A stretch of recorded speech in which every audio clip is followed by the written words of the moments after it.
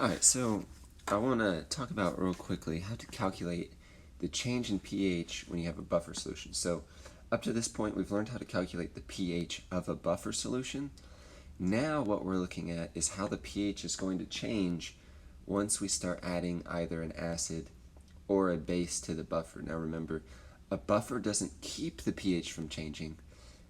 The buffer just resists pH change. So the pH is going to change as you add an acid and a base. For instance, if you add an acid, it's going to go lower. You add a base, it's going to go higher. But it's not going to change as much as it would if you didn't have the buffer. So there's two parts to this calculation.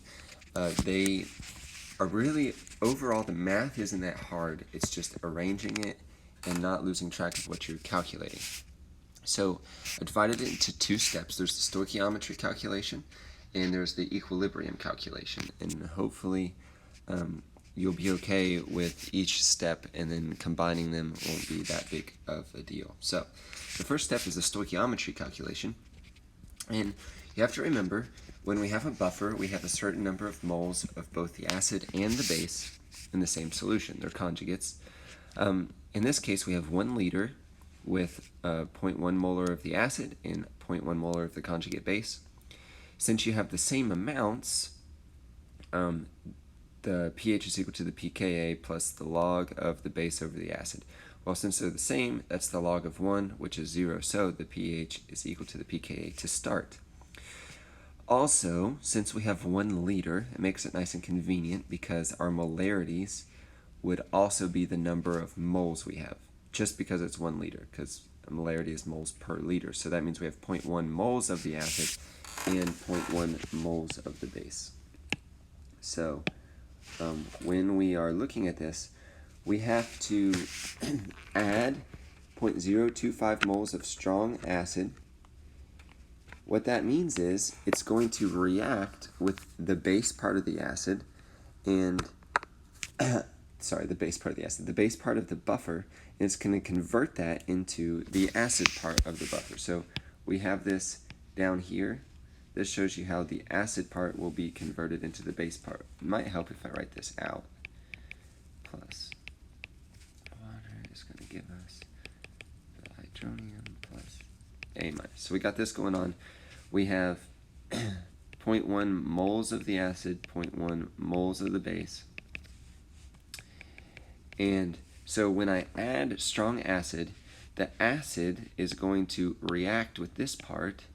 And when it reacts with this part, this reaction happens and it converts it into that. So essentially what we're doing is we're going to subtract this mole amount from the base part and add it to the mole amount in the acid. So what we'll end up with is 0.125 moles of acid and then 0.075 moles of the base, and since it's 1 liter, that is our new concentration. So to find the pH, you do the pH is equal to the pKa, whatever that is. We don't know because it's not a real acid at this point. The log of the base concentration, 0.075 over 0.125, since it's the acid concentration. Solve that and you'll get the pH. That, I just jumped ahead of myself. That is actually the equilibrium calculation, because you can do that with an ice table. This is the stoichiometry calculation. So let me move on here. The equilibrium calculation, all you have to do once you get your new concentrations, which would be the 0.125 and the 0.075, is plug it into the ice table or Henderson-Hasselbalch. Ice table only if you can't use the excess small approximation, but most of the time you will, so you can just use Henderson-Hasselbalch like I did on the last page. And if you use an ice table, you'll get the hydronium concentration, take the negative log, and you're good.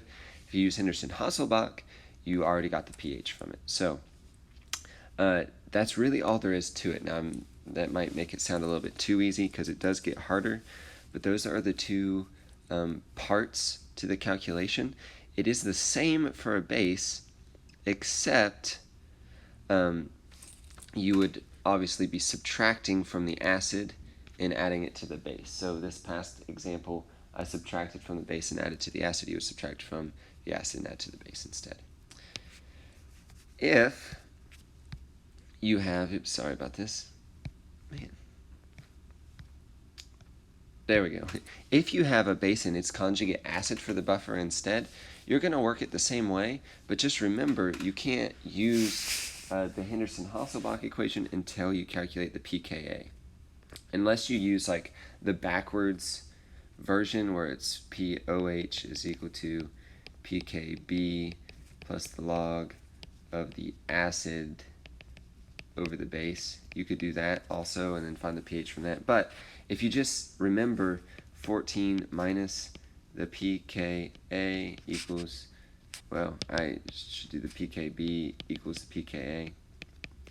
Or if you just have the normal equation, pKa plus pKb equals 14, you can solve for the pKa of weak bases as well. So hopefully that helps. I know it's going to get more complicated. This is not going to cover all the scenarios, but hopefully this will get you started and just ask me questions as you continue on.